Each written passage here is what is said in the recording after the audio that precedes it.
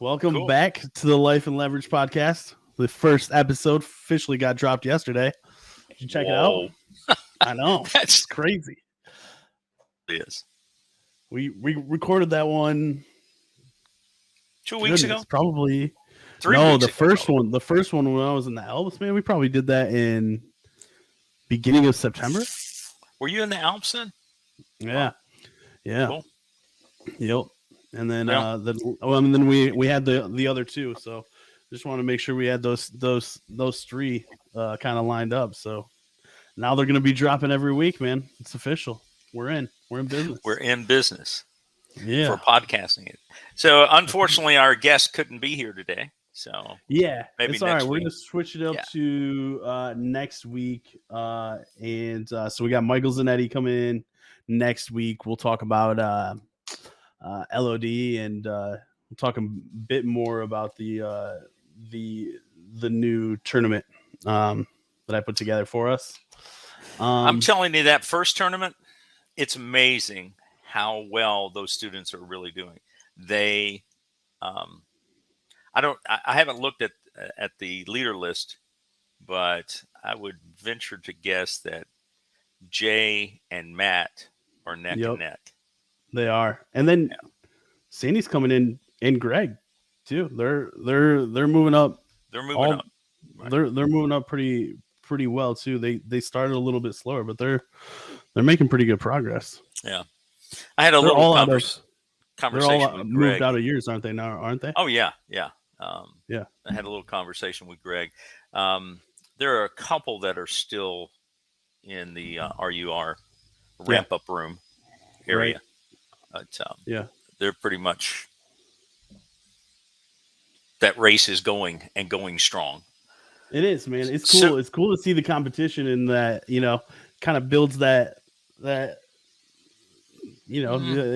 fire inside of you. You want to you want to compete. You want to win, and it's cool. to be able to, So focus Matt, on the computer. here's the funny thing: the ones that attend the ramp up room meetings, they're the ones that are doing the best. Yeah. The ones that are lagging behind, that are not getting involved and not learning the method, the basic stuff. They're lagging. That's how you fall behind. I mean, it's just, and I say this all the time, but it's all put in the reps. You have to learn how to fail in order to learn how to succeed. That's how our whole program is set up. Like, you have to continuously learn how to fail to learn how to do it right. And then the more times that you do it, the better you get. That's so true.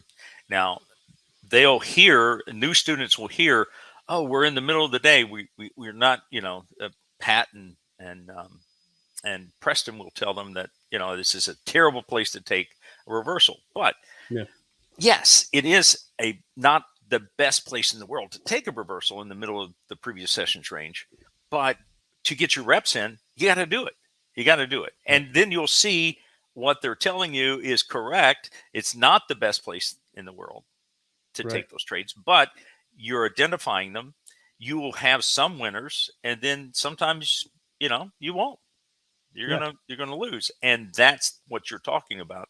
That they're going to learn from their mistakes, Right? Big time. And that's just short term. I mean, it's 5 minutes or less of their day. The rest of the time, maybe they put an hour or so in there where they're just kind of watching, waiting for something to come into range. Today's market was, I was telling Alex earlier that it wasn't, there really weren't any good trades today. There were one or two that set up, but nothing major. And as a matter of fact, I took no trades today. I didn't either. I didn't take anything. Took one yesterday. I've been taking, I don't know why, man. You know how the context of the market changes so much, but for a while there, I was only doing gap fills. That was like the only trade that I was taking. Mm-hmm. And then it switched to now reversion to the means again. Now that's like, and I've been on fire with them. I've been crushing it on reversion to the means lately. Are you taking them inside of the previous sessions range? Or are you waiting till we get outside? Usually out. Oh. They'll work better because we've been trading outside of them. Right. So that's what I took a reversion yesterday in the So did I. Nasdaq, and Took it in the yeah, took it in the ES. It was a little later in the day though. yeah, yeah. The market, whenever the market moves, that's that's the thing that a lot of people don't understand, or they get antsy about. Um, they think that they're just going to walk in and trades are going to be there. They're Yeah. not. They're not, Right. and that's part of the discipline that that you have to learn, is to have to wait until those things set up, and the market is giving you an indication of which way it's going. Is it going Yeah. long, going short? Is it going sideways? What's the Hmm. market do most of the time? It goes sideways. Right. So yeah. And Anyway, if there's nothing there, just walk away. walk Don't away. Walk know? away. Don't But don't hey, sit there and make shit up. see Gator. Yeah, Oh, there I you go. have to point out the Gators. Okay, go Gators. They're How playing they doing right now? Georgia. They're doing really well. They've only lost one game this year, Yeah. and they're up against Georgia, who is undefeated, and they're having the biggest cocktail party ever. That's what they frame it, in Jacksonville. So they're playing in a neutral, supposedly a neutral stadium. It's not. Yeah. It's definitely predominantly Gators that will be there, but a lot of Georgia fans come to that thing. So it's going to That's be a a big great game. game. Yeah, it's going to. Yeah. I think the last time I looked, it's Georgia and giving the Gators 14. So the over under is 14. Nice. Yeah. You So ever doing you ever play the games a little? Toss some money at them? it's been a long time, but yeah, I've been known to Yeah. do that. Yeah. Yeah. It's Well, I it's mean, just you know, throwing you can money do it away. online now. Yeah, I know. It's not it's not I don't anything. know. I'll tell you what though, my brother-in-law, man, he does it pretty Pretty like a consistently. lot, like Yeah. like quite a bit, and he does like the parlays where it's just like you know, you'll pick all these little bets and it'll be like it'll go down to like the person and how many points they're gonna make in a game or something like that, or give you the over under and stuff like that. But you do like 5 different points in one game or multiple games, but you can make like a $20 bet and make like $800. It's What? crazy if That is if all of crazy. them hit. Yeah, if all of them hit. It's like a right. If you're Yeah, betting the ponies, yeah, trifecta. yeah. Yeah, Crazy, Bubba. man. Bubba's big. Yeah, Bubba Horowitz. Yeah. yeah. And it's I heard. the screens are buffering. Yeah, Going in and there out. is a little lag. I don't know if it's my my French internet might be lagging today. It was in that first. You can see it in that first And the first podcast video, that we did too. podcast rather, not video. Yeah, I yeah. still call them videos. They're not videos. That's the old man in me, right? Right. Well, I wanted to talk to you a little bit more about some of you know, your longer term game. You know, like Real estate. yeah, real estate stuff like that. I mean, what are some of the other things that you've focused on investing throughout the years? Besides, I mean, because trading, especially futures, the way that we trade it is very very short term, right? Oh, very, very short term. So long term investments. What I have liked in the past is real estate. Um, you know, as long as it's not an alligator. And what do I mean by that? Well, if you go out and just buy a piece of land, you're going to have to pay taxes on it. You may have to mow the grass or maintain it to some extent, um, and you have a debt service on it, more than likely, unless you're well heeled and have the ability to pay cash for dirt. Um, so I never really was one to throw money at just raw dirt, even though it's not a bad thing to do if you can afford it. I could never Yeah, afford it. And what do I mean by an alligator is that you're paying those taxes, you're paying the debt service, and you've got no income to offset that. Unless you have a big enough piece where you can lease the land out for farming or something along those lines, you could do that. But so what I tried to do, no, what I did as when I was your age, I started buying investment properties and trying to use other people's monies in doing that.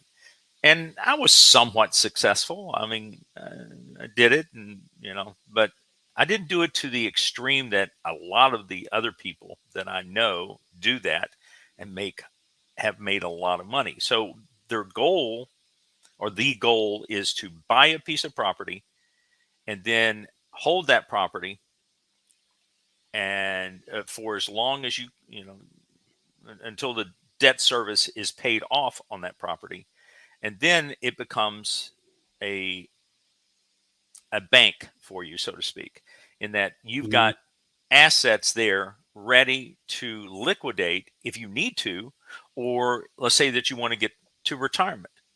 And so it's a cash flowing thing where you're at least paying your debt service and maybe pocketing a little bit of money. And as time goes along, those rents will go up. So your profit margin will go up as Mhm. time goes along. And then you have all of the equity that you are building up in your portfolio. So Right. that's one way to do it.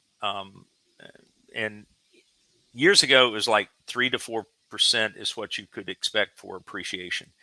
Yeah, that went out the window back in '08 for sure. Yeah. Between '06 and '08, um, markets really took a real hard beating. It took me a Right. long time to get my head above the water on some of the properties that we held, that my wife and I held, but we did, and Yeah. we weathered it. But something I wish that I'd invested more in would have been the market. It on average, it's 8 to 10% a year Yeah. over many years.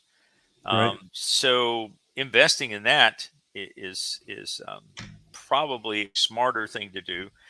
And then you have to figure out, all right, how am I going to do it? And some of the things that we're coming out with, I say we, Target Trading Academy, Nova Trading Labs, and these letters of directions, which I'm not going to talk a lot about that, but that is a great way to utilize funds that you've got setting on the sidelines to invest and grow. Yeah. Um, and, but Yeah. You back don't to have to the have you don't have to have a lot no, to you get don't. I into it. mean, $10,000. I mean, it's Right. not a lot. Right. Um, but But even more like if you have it. on some of the real estate stuff, it's changed a lot since It has.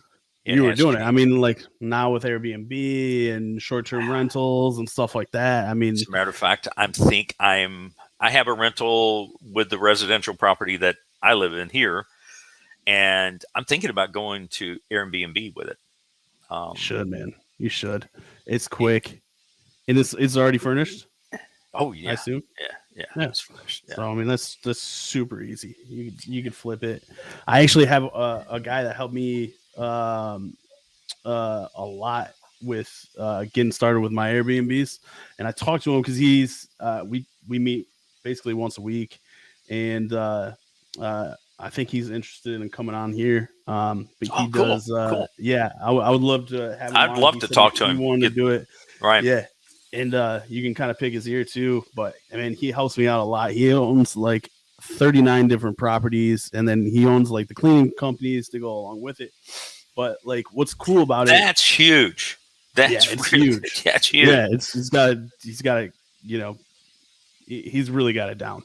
Um, but what's cool about it is he taught me this thing called arbitrage, which is basically you go to a certain amount of people that are owners right now, and you just say, "Hey, what if I take over your property for you? Basically, I'll pay you whatever you're asking for in rent, and I'll cover that. I'll pay you every month, guaranteed to get paid.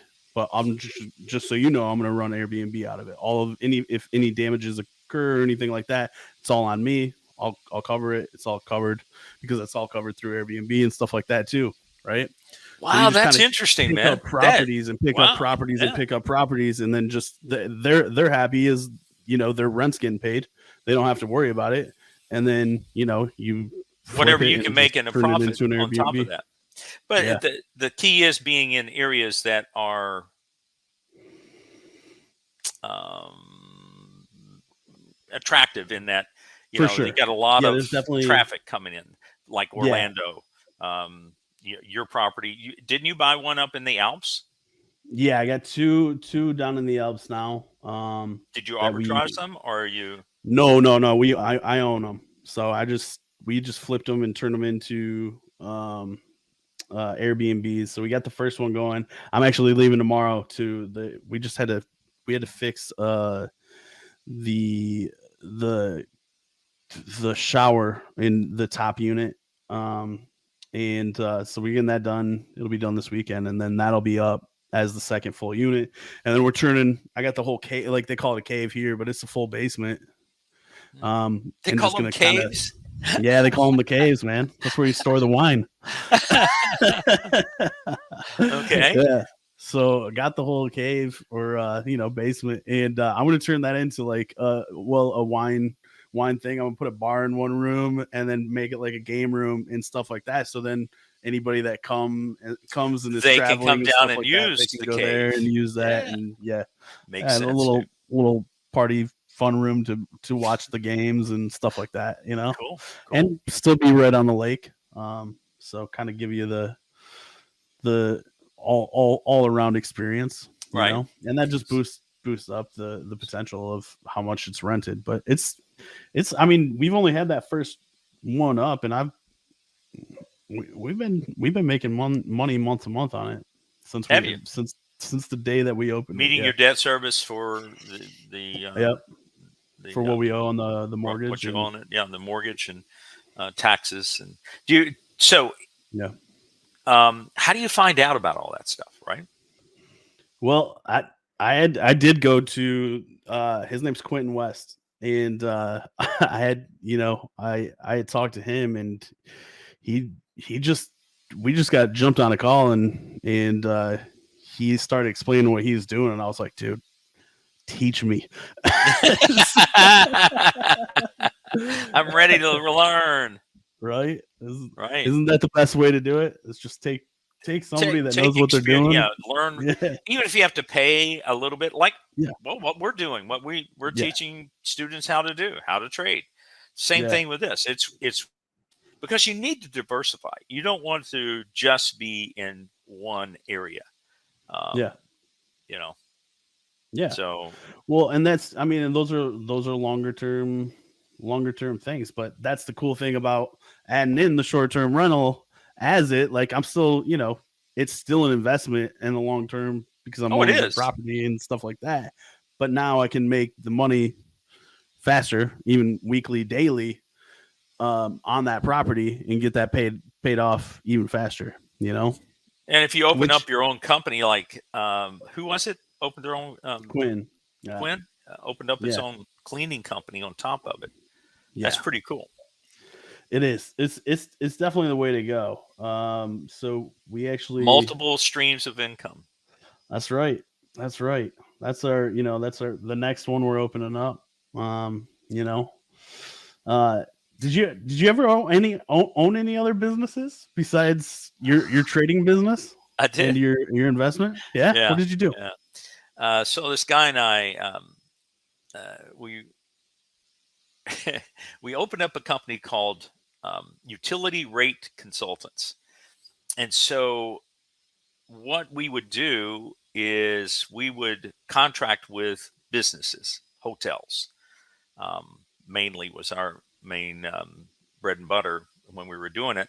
And we would go in and analyze their bills to find where they had been overcharged by the various utilities, whether it be the phone company, electrical company, um, water company, the sewage bills and those types of things. And it's amazing how many errors we found in doing I bet. that.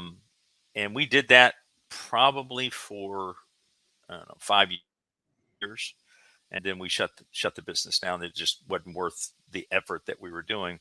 Phone company changed some of their regulations, so it started cutting us out of what we could find, and utility companies started doing the right thing and paying, not overcharging people for things like that. So it was a fun time. I mean, and what our shtick on that was, we'll come in, let us analyze your bills. It's not going to cost you anything, but if we find savings for you, we split it 50-50.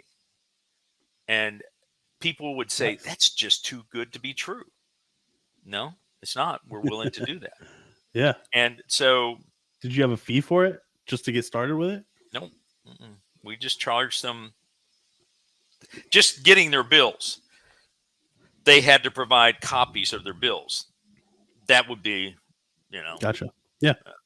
or just go in and that kind of thing. So anyway, it worked out. Some people just wouldn't sign on for whatever reason. Right. They Like just normal. Yeah, it just said, Yeah. "Oh, this is too good to be true." You what's the catch? None. Yeah. And they wouldn't believe you. So Yeah. that was one business I did. And of course, I did real estate as well. Well, that's turned into that business that you were just talking about. That's basically in an app form now, Yeah, like you can exactly. go through and just kind of see everything. And it's all broken down in the app. Like you can check that out for now.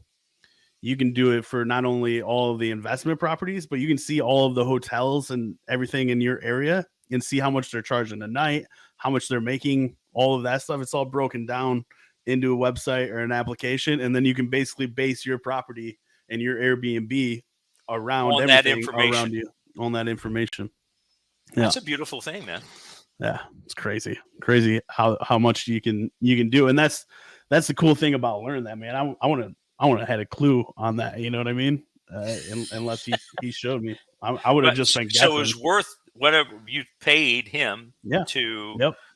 get that expertise from him. Obviously, you absolutely. got three properties now. What do you got? Three. Yeah. Yep. 3, and then we were gonna turn the basement into a third one, and that's basically what we're going down to do this weekend too. But I think it'll be cool just as an add-on to have game room kind of bar down there, and just kind of cool little area. Got call it the man cave, right? So does France embrace smoking still? Is it pretty common to be in a restaurant? No, you can't smoke in a restaurant. No, you can't smoke in restaurants. But I mean, everybody smokes here. The majority of people, a lot of people do. Still really big, for sure. No, I was thinking about your Airbnbs if people smoke in them and they screw things. Oh, yeah, no, it does. We've had a couple run-ins. That sucks. I mean, we charge for it, and Airbnb will cover it, the cleaning and stuff like that if people break the rules. Which is cool. It's nice to have that, but it sucks because you put so much of it into it, and and then just somebody just comes in and parties and smokes in there, but but you charge them. But is the fee that you charge them, is that sufficient to make sure that it doesn't damage your property? Yeah, I mean, I guess it depends on how big the damage actually is, right? I mean, right. Sometimes, the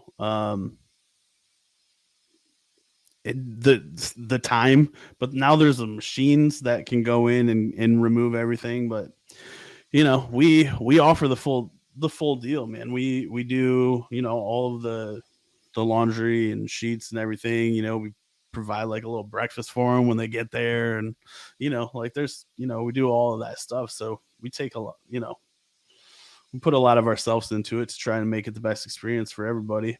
And but you're doing this long distance, though. You say you. Yeah, we found a kind of like what would be like a cleaning crew, and it's just a team down there that takes care of it for us, and goes out as soon as somebody leaves, leaves to go yeah, in, take care of it. yeah, go in, takes care of it. And then if something like if somebody did smoke in it and they can smell it, they'll take pictures of it and give us evidence, so then we can provide it to the insurance through Airbnb and get it covered for So whatever. what's the difference Would between be. Airbnb and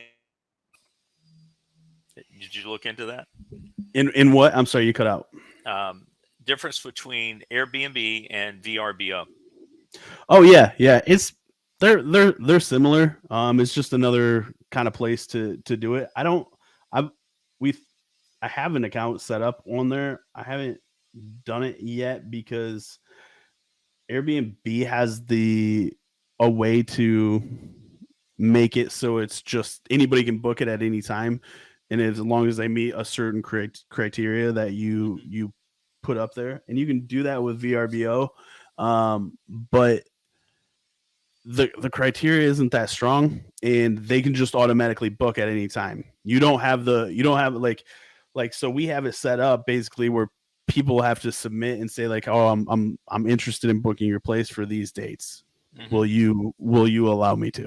Right. And All then right. you can approve it or deny it. Right. And I like having that set up, even though it is supposed to give you a lot more clientele or travelers if you do the automatic booking. Mm-hmm. So I've went back and forth on it. I'm sure I'll switch it over, but VRBO doesn't have that at all. You can't do it. You can't it's do that. just Mm-hmm. you can't like scan through and see who you want to stay there or something like that. So Yeah, so I live in a capital city where they have legislature meeting, and that's why I'm thinking about doing it, because the legislatures will come in. But I'm just not sure I can get enough rental income to offset what I can do for a long-term lease that I have currently. Wait, say that again. So long-term lease versus short-term leasing, right? Right.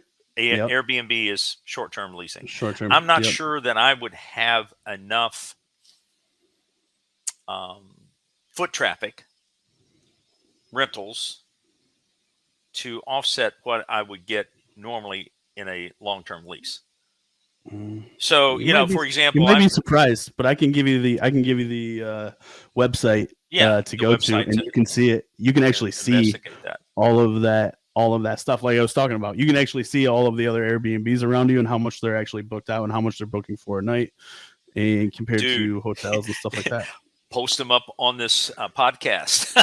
Yeah, right. Call them all out. but yeah, I mean, let's say that you're getting, I don't know, $2,000 a month, $24,000 a year for rental income, and if you could exceed that for easily, short-term rentals, just break it down into the nightly stay, and then plus your cleaning fee on top of it. I mean, especially because you're not going to want to go over there and clean it up every day if you have it. No. So you just got to break it down on how much you are paying somebody to come in and do the cleaning for you. But you can actually, that's a side thing that you can put on it, right? So right. So you charge this your nightly arbitrage rate thing that you're talking about too, that really intrigues me, even at my age, about going out, acquiring these places, and then subletting them out. Basically, is what you're doing. You just got to make sure that they'll let you sublet. Yeah, exactly. Once you get the approval by it, and like I said, the cool thing about it, if you do it through Airbnb, is it's all covered. I think you got $1 million or $2 million in coverage. If anything happens in the house, they burn the thing to the ground, it's covered through Airbnb. So, sweet. Yeah. I as far as insurance is concerned, I have a separate policy just on that rental. Same. Yeah. It's detached from my main residence. Yep. And it's a short-term rental insurance that we have. We have that on there as well, and it's still recommended just in case. But so we pay that, but then we still have it through Airbnb as well. So it's kind of double coverage, It's nothing wrong with that. But No. dude, congratulations on doing that. It's just it's funny how things evolve, right? Yeah. The stuff that I was doing, investing and that kind of stuff. I was trying to use other people's monies. Yeah.